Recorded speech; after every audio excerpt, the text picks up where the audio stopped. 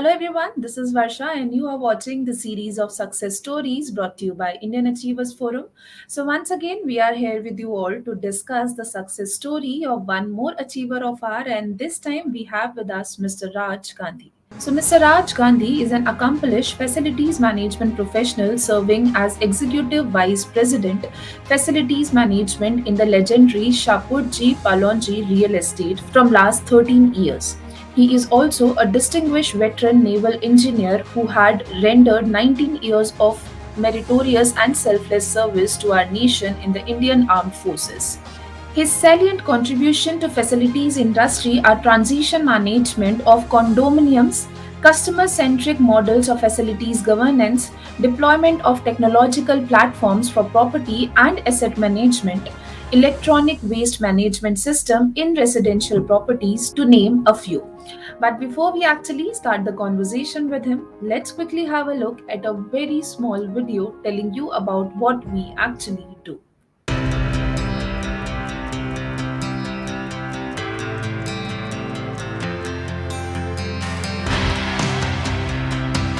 Indian Achievers Forum is driven by a full-fledged advisory board. The board consists of experienced personalities who have excelled in their respective careers. Together, the forum organizes conferences, events, workshops, exhibitions, trade shows, and B2B initiatives in India as well as abroad. Where there is passion, there is achievement. And where there is achievement, there is Indian Achievers Forum.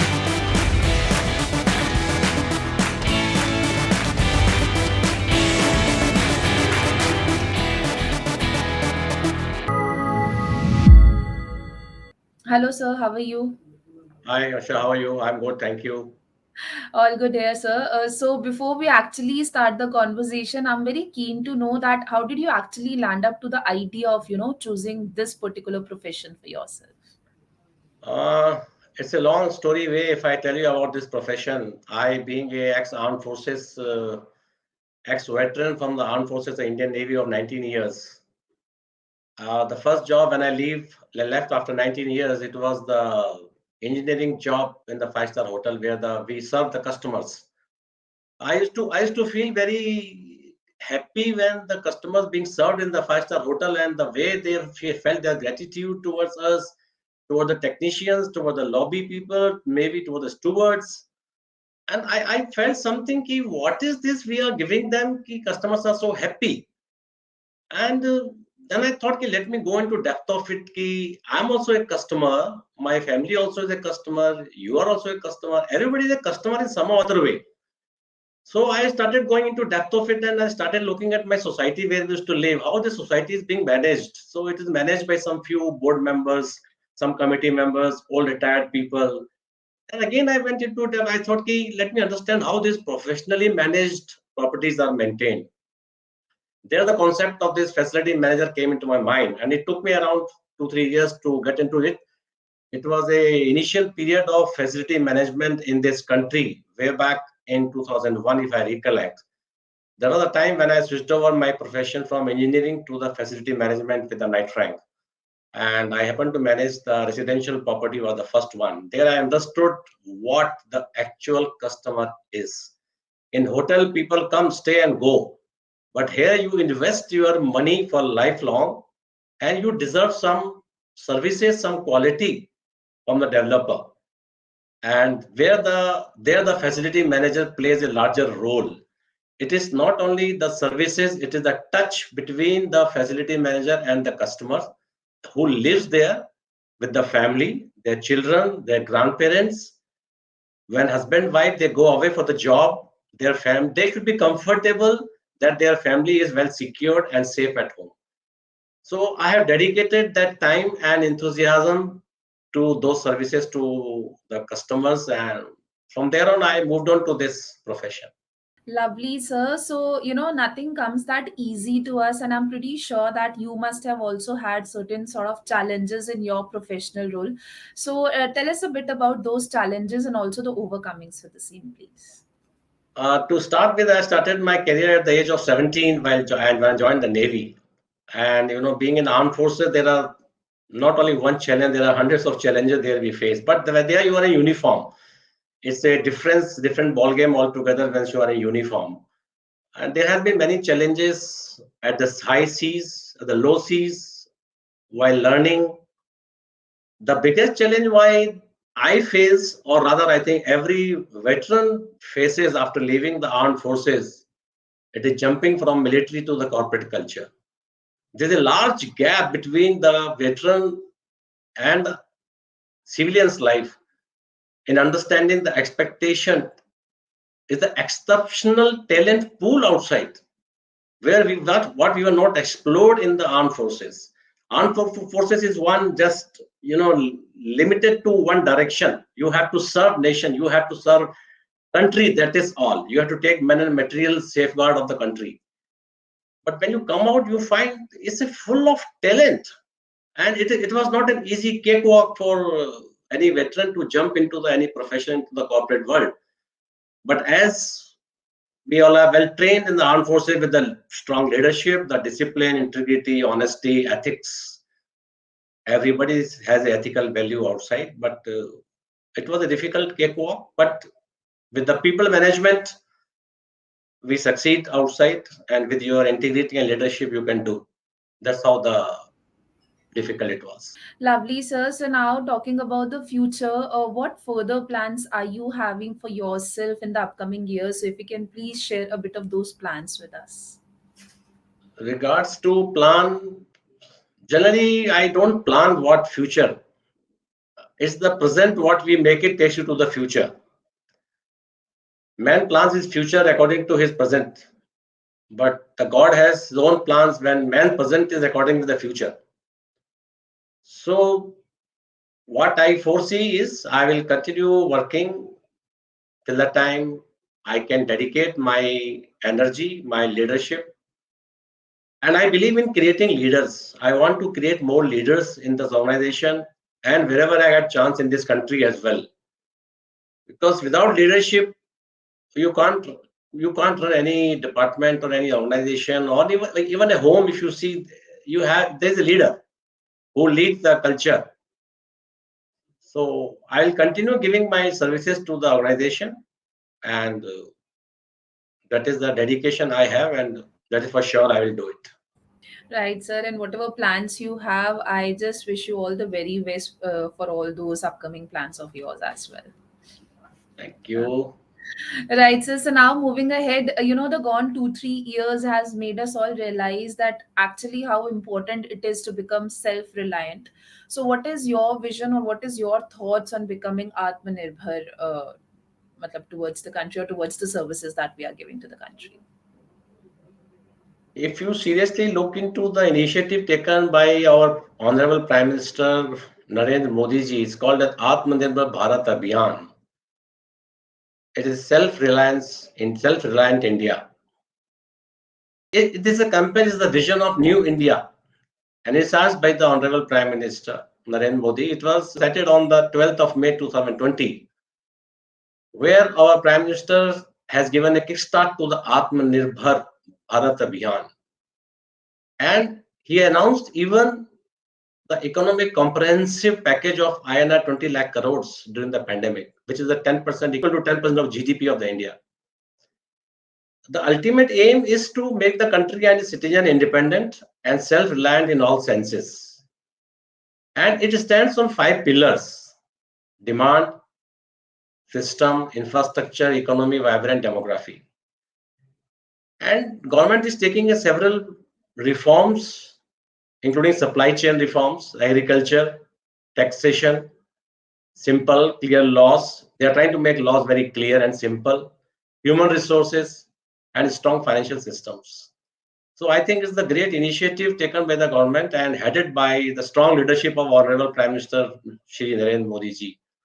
And we, as a good Indian citizen, we must support his move. After all, we should be self-reliant, and why not?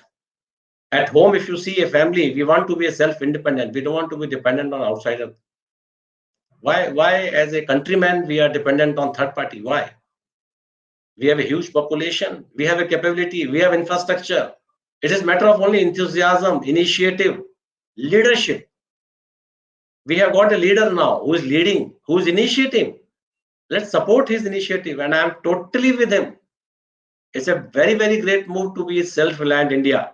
We cannot be dependent anymore to any other country. We should be self-dependent, and I am for it.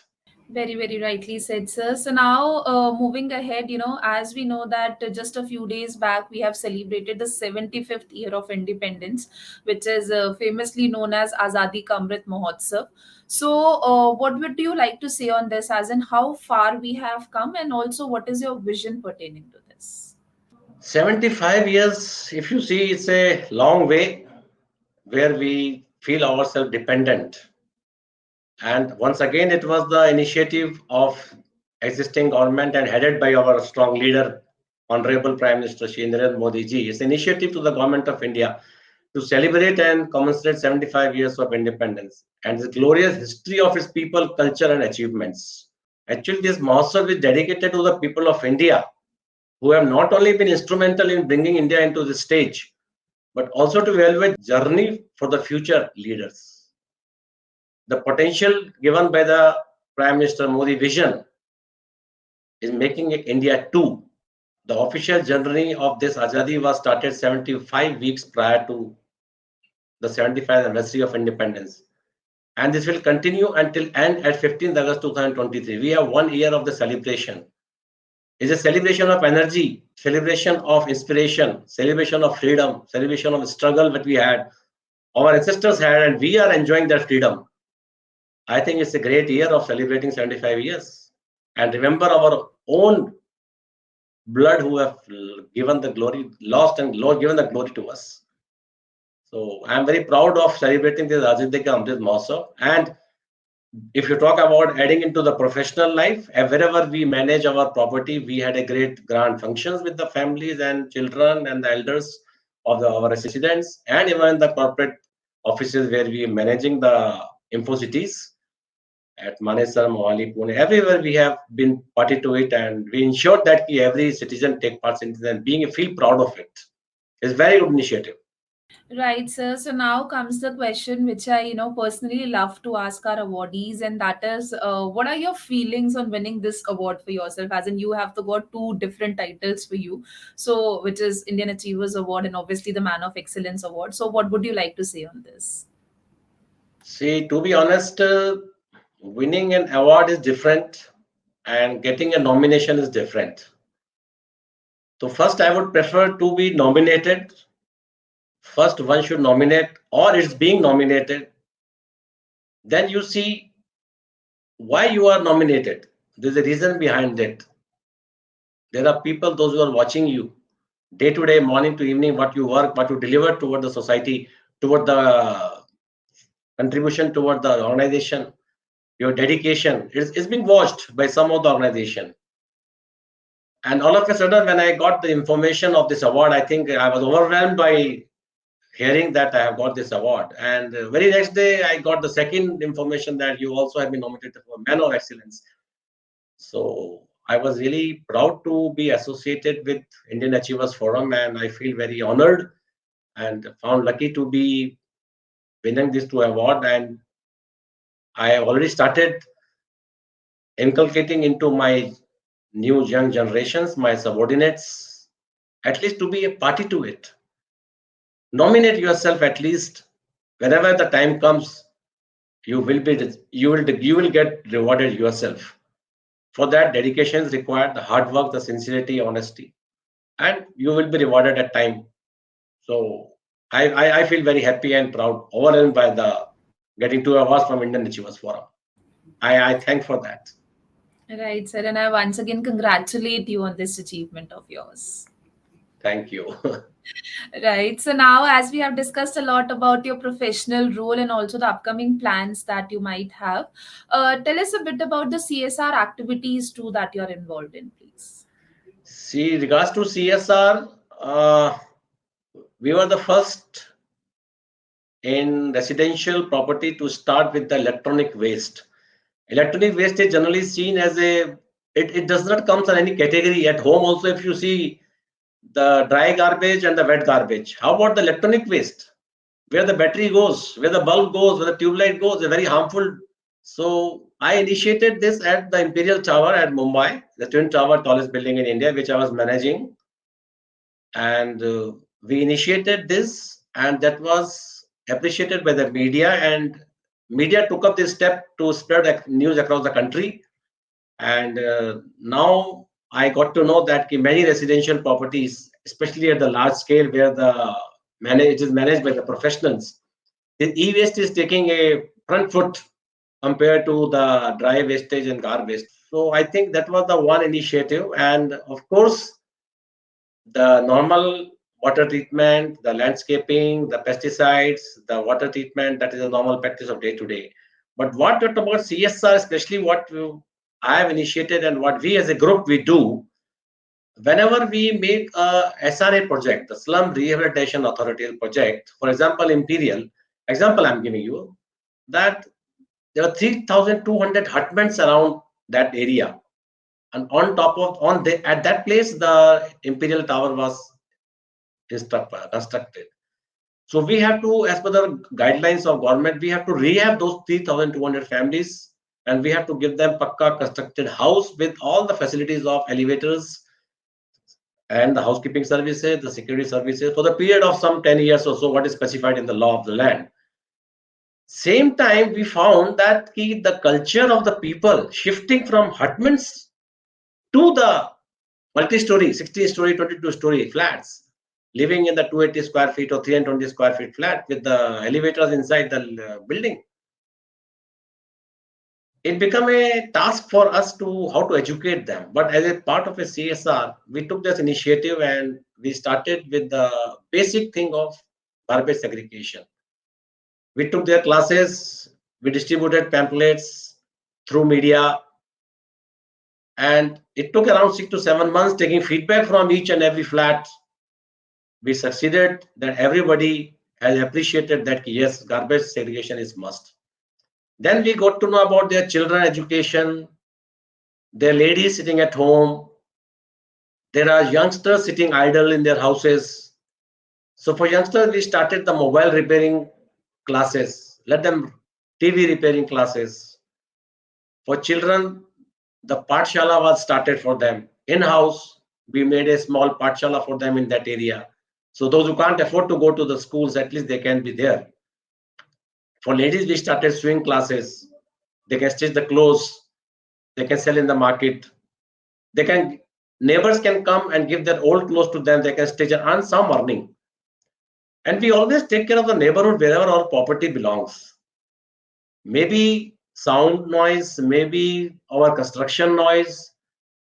But CSR is the top priority in our group, to be honest. And our group is must top on the ethical value. And we take care of neighborhood as a CSR part. Amazing work you all are doing, I must say, sir. So Thank now, you. before concluding our lovely session, what message or mantra you would like to give to our younger generation to become successful in their lives? It's a very tough question, to be honest, Varsha, I can tell you, because this comes from the within. One cannot inculcate leadership through teaching. One has to think himself. And what I'm going to give the message to the future generation and youngsters today, I think it will be first point which I give is the service before self. How many people can do that? I'll be surprised to really watch service before self. When you have that attitude, I think you succeed in your professional life and the personal life as well. Service first. You will be taken care of yourself. The karma will come back to you. You will become a leader. Wherever you work, be transparent, being strong. Don't lose your own personal ethics and over and above your ethical values of your organization. Maintain that brand, ethics. Last but not the least, never give up attitude. Don't give up. Never give up in life. You will succeed. You will fall. Get up. Rise again. You will succeed, I am sure. Take risk in life. Taking risk is a major part. Take calculated risk.